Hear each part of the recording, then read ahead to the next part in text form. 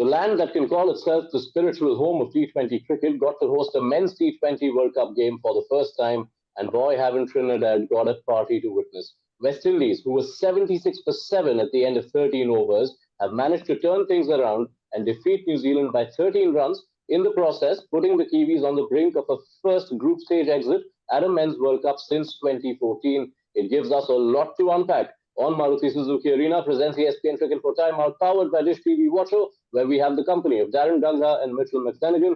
Gentlemen, thank you for your time. Varying emotions for both of you, given the result and the context. I'll start with you, Daren. Taruba came out in numbers, and West Indies have given them quite the party, booking their ticket to the Super 8s. Indeed, and as I said before, this World Cup is an opportunity for cricket to dance the Caribbean beat.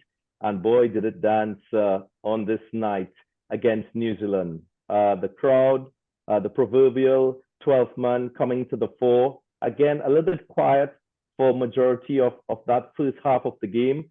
But again, the belief, Sherfane Rutherford's innings, the hope that he gave the team, and then the execution by the bowlers was tremendous to watch. I think credit must be given to New Zealand in going with the right strategy at the venue and given the conditions with lots of seam options available. I think they played the conditions better than the West Indies with the ball in the first half of the game. The West Indies took a long time to read the tricky conditions at Taruba and then to sort of execute with the bats. But again, I think the difference in this game between both sides had to be that innings and that half century from Sherfane Rutherford. Mitch, before we touch upon the finer points of where this has unraveled for New Zealand, just on the whole, it's going to be a tough one to take for a side which has such a proud record at men's events over the past decade. Yeah, very tough. Very, very tough. Look, it's probably been our worst World Cup since maybe 2016, 2014 in Bangladesh, and where we didn't make the qualifiers. And we've just become a team of consistency where we've just managed to get through to those final phases and all the tournaments. And perhaps we got caught on the hop. Maybe we went into this tournament thinking that Afghanistan wasn't going to be as good as they were, that we could get the wood over the West Indies, even in our home conditions, and probably went a little bit unprepared. And it's cost us. T20 World Cups are a different beast to the one-day World Cups, aren't they? You don't get the opportunity to play against everyone. You've really got to start the tournament strong, and we didn't do that. So this was a crunch match. And look, I think we've got to say our bowling in both games, there's not too much you can fault. So I thought since 2019 that the big three of Lockie Ferguson, Southey, and Bolt came to the fore. But our batting was a major concern. And you've just got to look at it, and the experience in the Caribbean. When there is a competition that plays there every year in the CPL, there's only one player who's played there consistently, and that's Glenn Phillips. And there's no other reason why he performs there and knows how to bat there is because he's played there and been successful. And they left the guy out of the squad who scored 2,146 runs in the Caribbean. What's he doing in New Zealand? That's all I'll ask you, Yash. Yeah, the answer to that question, a tough quiz question, I might add, Mitch McClenaghan has informed me, is Colin Munro, who couldn't find a spot in the squad. But the story of this game has to begin with Sherfane Rutherford. You can say that if it weren't for Rutherford, the story of this game would have been entirely different. Daren, to walk in at 22 for 4, to see your side slide to 70-odd for 7, this was just a remarkable knock from Sherfane Rutherford. Yeah, and a justification of his inclusion in this 11 over Shimron Hetmyer. It's been a long-standing debate since the start of this World Cup, but the team that goes on to win this championship is the team that will make the difficult decisions. And whether that means to play the less reputable player in this format of the game, then so be it. I reckon that form is very, very critical in this format of the game, whether it's with the bat or with the ball. And the West Indies team had done that from the start of this group stage. So it's not surprising that he's delivered with a half century, a match-winning half century. What was most pleasing about this innings was the fact that he took time to read the conditions. He was able to arrest a crisis with the batting. He applied himself. He learned from his experiences playing in other leagues, other domestic leagues in other parts of the world. He's played in Sri Lanka, in Pakistan, been a part of KKR, the championship winning IPL team this year. Didn't get game time, but by association, he's learned so much by being in and around some of the best T20 batters in the world. And today, he was able to transform that into output and into runs that led to West Indies winning, and more importantly, qualifying for that next round, the Super 8. I think you're absolutely spot on, Daren. I think he's been high quality for a long period of time, and that's where I think New Zealand can't use the excuse of preparation. Sherfane came straight from the world so IPL final and didn't get a warm-up game and went straight in and has performed like that. So what I like tonight, exactly what you touched on, I thought batsmanship. He showed a lot of maturity in those conditions. They were very, very difficult conditions to bat. Let's not leave that under the doormat. They were tough. The ball was going up and down. There was some spin, variable bounce. It was hard to time it. And I thought his patience and his understanding of the resources that New Zealand had left to bowl, and that they bowled their big guns out early, I thought that showed a lot of temperament and a lot of class. Yeah, you went into the last 7 overs, having seen a lot of his more reputed hitters around him fall, but also knowing that in that last 7, New Zealand only had 1 over each of Bolt, Southee and Lockie Ferguson remaining. And you saw, Daren, how he capitalized on that with those 37 runs, which is pretty much where this game turned on its head. Yeah, I'm not trying to be overcritical. I think that Andrew Russell could probably learn a little bit from Sherfane Rutherford in the way he managed himself in that last 5 or 6 overs of the innings. To me, I think there wasn't a need for Russell to go after Trent Boult when he got out, because that was exactly the plan by Kane Williamson, to bring him back, to get a wicket, and he did exactly that. So sometimes in a T20 match, you still need to give more respect for a bowler that is up against you for you to gain later in the innings. And Sherfane Rutherford did exactly that. The other important thing I'd like to touch on is the value of 6 hitting in T20 cricket. Nearly half of the runs scored by Sherfane Rutherford was scored off 6 balls. 6 sixes in that innings, 36 runs out of his 68. The impact of that, and in the sort of manner that West Indies over the years as a team has played T20 cricket, that's one of their strengths. Their strength is to hit sixes, and today we saw the value in that sort of strength that this West Indies team has.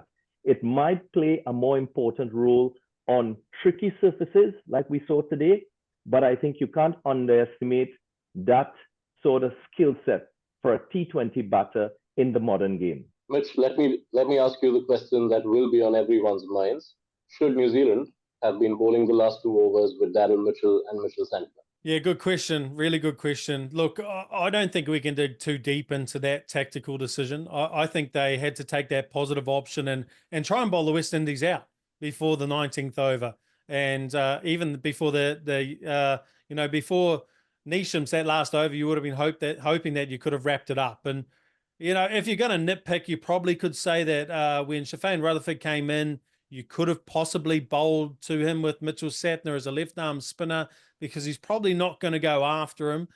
So he's not going to get taken down at that phase because they needed to rebuild. So if you really want to nitpick, you can say that. But tactically, I don't think we need to unpack that too much. I think it was just unfortunate that, that over of Mitchell got taken down and actually flowed on from Jimmy Neesham's bowled right into Sherfane Rutherford's arc towards the back end of his last over. And if he had to finish that over well, he might have stopped that momentum. Right. So that's the first half of this innings. But I'm quite sure if New Zealand were offered 150 as a target at the start of this game, they'd have probably taken it. So now we get into where it really unraveled, Mitch.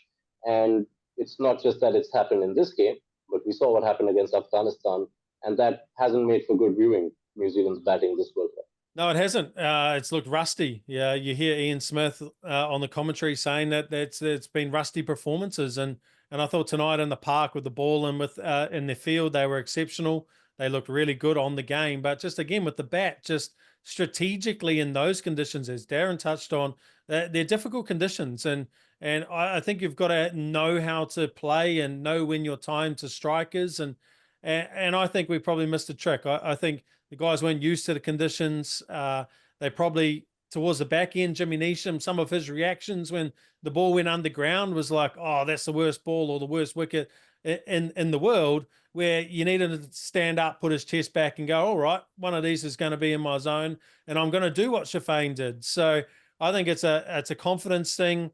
I did like the inclusion of Jimmy, and I thought he could win the game from where he was. But yeah, on the whole, I think, they've just looked really out of sorts. And it's unfortunate because we've been so strong for so long. And I think tactically, you've just got to look. It was Devon Conway out of form. Is Finn Allen the right type of guy to take to the Caribbean, where it's inconsistent and bounce and there's a bit of movement? And as well, just technically, I think you've got to look at the Daryl Mitchell shot, who is very experienced and has played in the IPL, hasn't played in the Caribbean much, and he played down the wrong line to Moti, who I think he's a quality spinner, isn't he? Daren, you can probably attest to this.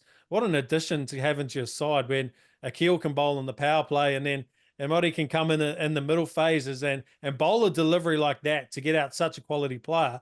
The West Indies have got a fantastic bowling lineup when you have that addition. You touched on playing two left-arm orthodox bowlers, but they're very different, distinctively different in the roles that they carry within this West Indian side. If you reflect on the successes achieved by this West Indian team in the two World Cup wins that they enjoyed, Samuel Badri played a critical role as an opening bowler, bowling his sliders into right-handers, going across left-handers. So Daren Sammy has patterned a similar sort of style with this current West Indian side. And Akil Hussain is that player that is playing that role. And as a left-arm spinner, he's able to beat both edges of the bat, which is always a great asset to have as a spinner. And he uses the new ball to very good effect. So that's his role. And he's shown magnificent form with the ball very early in this World Cup. And Gudakesh Moti, he's been very prolific across the different formats. He picked up about 13 wickets in a test match against Zimbabwe. He's a genuine wicket taker in our domestic leagues here in the Caribbean.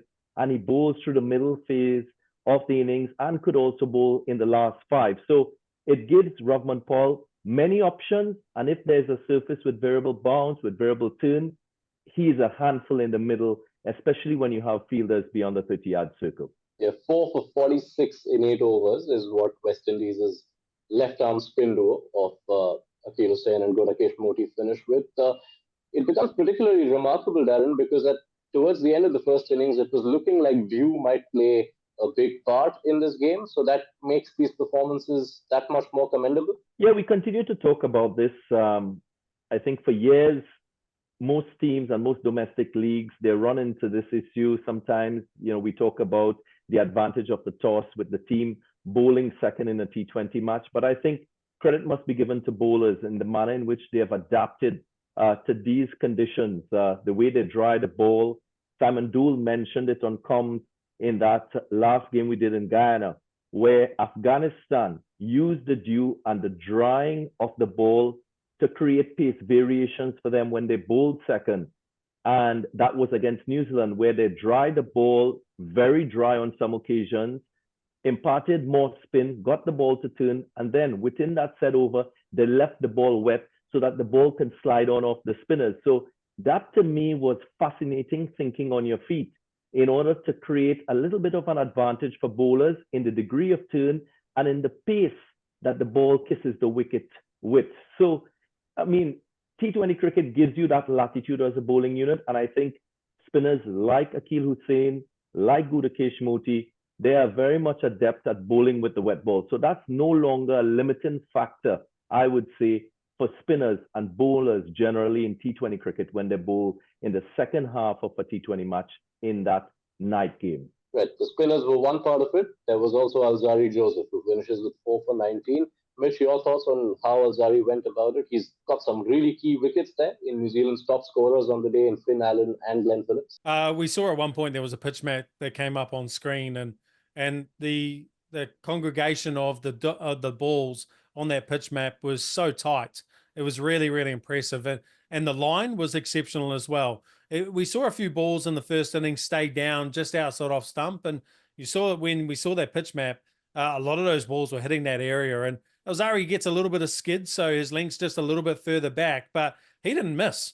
And when the ball is a little bit wetter in those dewy conditions, you tend to get hurt when you get a little bit full and it skids onto the bat and guys can hit through the line. But he was exceptional in his accuracy. I know he didn't have the IPL that he would have liked, but I believe he showed his class tonight. And he was a significant factor to them getting across the line. That covers us for West Indies versus New Zealand. Thank you so much for your time, Mitch McClenaghan and Daren Ganga.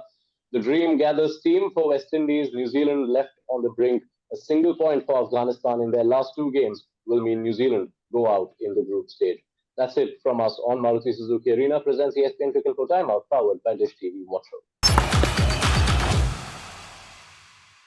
Introducing the epic new Swift. Time to go swifting. Watcho app पे देखो एक OTT के दाम पे सारे OTT शान से। Watch